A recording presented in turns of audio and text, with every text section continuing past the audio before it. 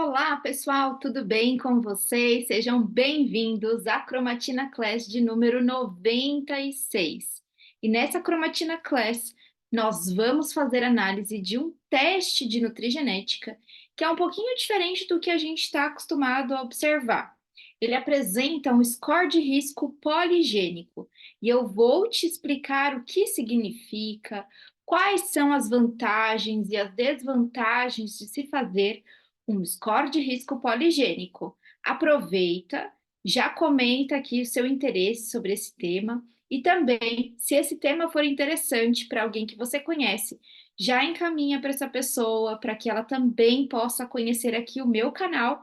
E claro, né, gente, compartilha, deixe o seu joinha para que nós possamos crescer e influenciar mais pessoas para a nutrição de precisão. Vou compartilhar aqui com vocês, novamente, só para reforçar, que é muito importante para mim, é dizer para vocês que eu não tenho conflito de interesse, como vocês estão bem observando. Eu estou fazendo a análise de vários testes genéticos, então não há conflito de interesse, eu não quero nenhum tipo de viés nessas nossas conversas. Então vamos lá, essas cromatinas claras, né? Bom, quando a gente fala de teste genético, é importante a gente observar o que? Eu já falei aqui para vocês. Se esse teste ele apresenta, por exemplo, a identificação do polimorfismo, aquele RS que fica na hora que a gente vai identificar a variante que foi analisada. Um outro ponto importante é saber quem são os profissionais que estão por trás desse exame. Se você não conhece, por favor, vá conhecer esses profissionais, porque é de suma importância que esses profissionais eles sejam conhecidos para que você tenha mais respaldo e também mais segurança na hora da prescrição.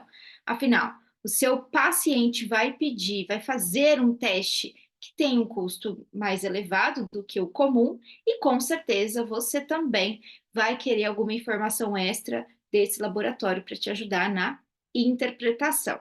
Nesse exame aqui, é um exame feito pelo Centro de Genomas Eurofins. Aqui a gente tem aqui uma introdução, falando algumas informações aqui, e eu vou comentar com vocês sobre esse score poligênico. Aqui a gente tem um resumo, e ele fala um pouquinho o que é o score, né? Então é importante saber o que é o score, mas deixa eu observar aqui os genes que estão associados nesse primeiro perfil com o score em si. Então, a gente consegue fazer o score? Sim, é possível. Eu preciso só entender o que de fato foi considerado no score. Eu já passei aqui, mas como eu conheço um pouquinho mais, vou falar para vocês. Nesses perfis que a gente analisa, desse exame específico, ele é um perfil que vai avaliar principalmente os resultados. Olha, até coloca aqui, ó. Calcula-se o PRS deste perfil considerando dados estatísticos significativos baseados no odds ratio. Odds ratio é a taxa de chance que algum tipo de desfecho tende a acontecer. Então, você vai fazer essa análise pelo odds ratio que for encontrado nos estudos. É a razão de chance. E essa razão de chance, ela tem um valor.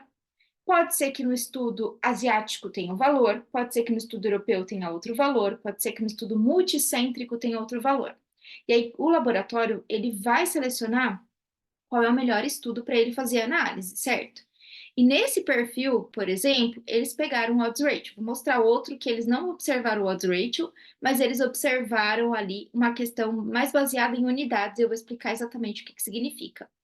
Quando eles avaliam o risco de score poligênico, o que eles estão identificando? Nesses polimorfismos aqui, o score que vai de 0 a 100. E eles consideram de 0 a 33 como baixo risco, de 34 a 66 como risco moderado e de 67 a 100 como alto risco.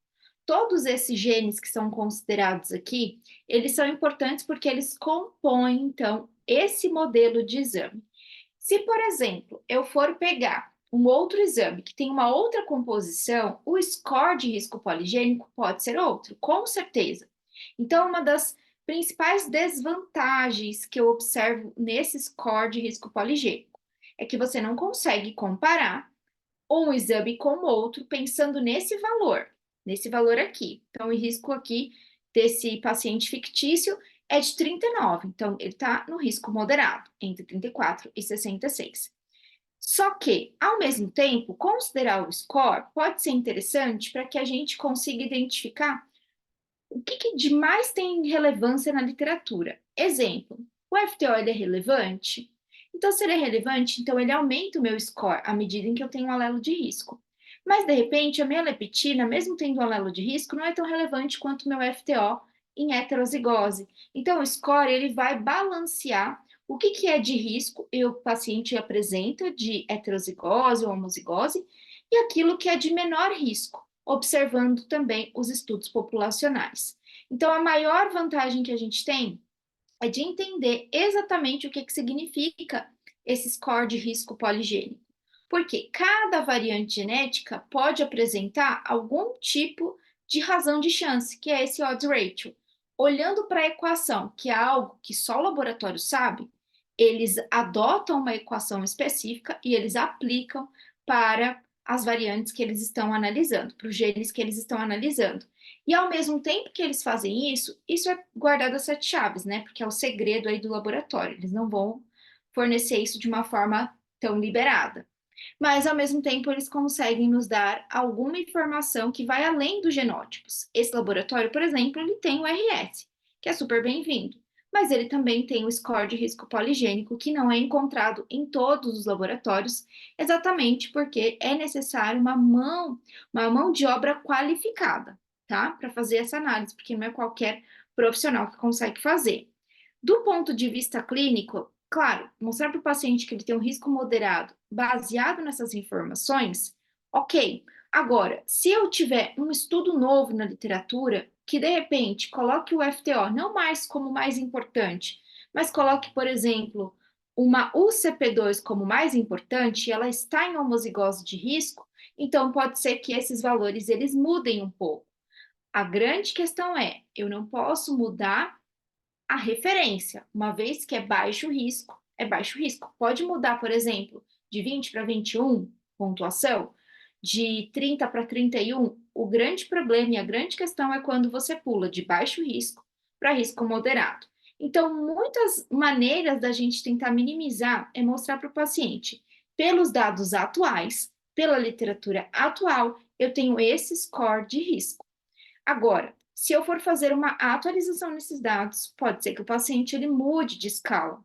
E isso pode trazer algumas dúvidas em relação ao tipo de análise. Por isso que o profissional ele precisa estar sempre atualizado e saber que conhecer o perfil genotípico, ou seja, esses resultados, muitas vezes é o que realmente vai trazer um pouquinho mais de precisão e também de uma conduta mais personalizada. Essas referências nos ajudam no entendimento total, mas entender o genótipo pode muitas vezes nos ajudar, porque às vezes você nem tem tantas mudanças específicas. Sai um novo estudo, mas ele também não foi tão significativo, então isso não muda o score. Se de repente eu quiser fazer uma atualização e quiser avaliar esse score, como é fornecido pelo laboratório, só o laboratório pode fazer atualização também. Mesmo que saiam estudos novos, de repente vale a pena conversar com o laboratório para ver se existe a possibilidade de atualização, tá? Então, isso é bem importante. E esse laboratório também coloca as referências bibliográficas aqui, tá? Só para a gente entender. Tem também algumas sugestões que podem ser colocadas ou não, como nós vimos da semana passada, e eu quero mostrar mais um para vocês que está associado com um perfil de análise também de score, só que de uma maneira um pouquinho diferente. Deixa eu achar aqui para mostrar para vocês. E aí já comenta o que você acha dessa análise de risco poligênico, né? Esse score de risco poligênico.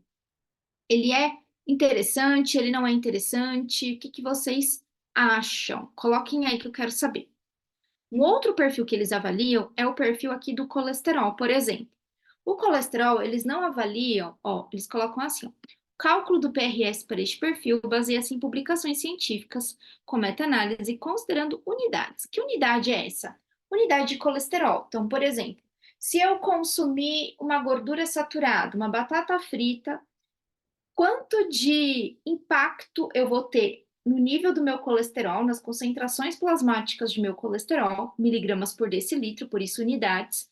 Se eu tiver uma alteração no ABCG5, isso pode ter um impacto de 0,01 miligrama por decilitro quando você consome alimentos ricos em gordura saturada. E aí a gente consegue colocar esses indivíduos nessas mesmas escalas de 0 a 33, de 34 a 36, 67 a 100. E o paciente aqui deu 44, então risco moderado.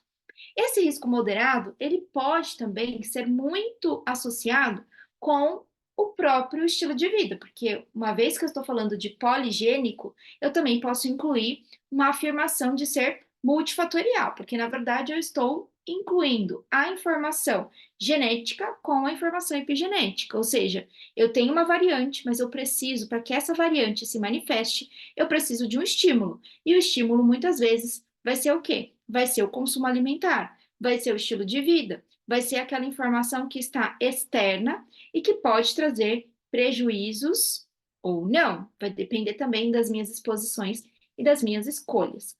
Existem vantagens e desvantagens nessas análises. Como eu disse para vocês, algo que é super importante. Tati, mas e se o laboratório me apresentar só o score? É válido?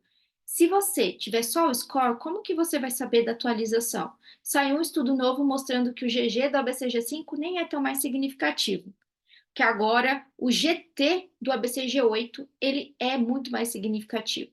Então, eu preciso conhecer os genótipos. Toda vez que eu observo o perfil genético, eu tenho que ter o conhecimento completo do perfil genético do meu paciente. Se eu não tiver o perfil completo do meu paciente, fica muito complicado da gente também observar algum tipo de atualização. E para nós que fazemos consultório, se eu tenho uma atualização e eu posso ajudar meu paciente, eu chamo esse paciente para uma nova consulta, eu faço uma nova análise, eu tenho uma conduta diferenciada.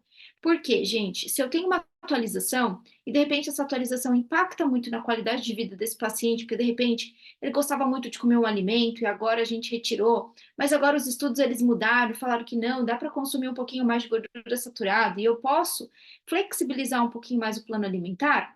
Poxa vida, eu já posso trazer também uma assertividade muito maior e também ajudar com que esse paciente faça adesão ao plano alimentar.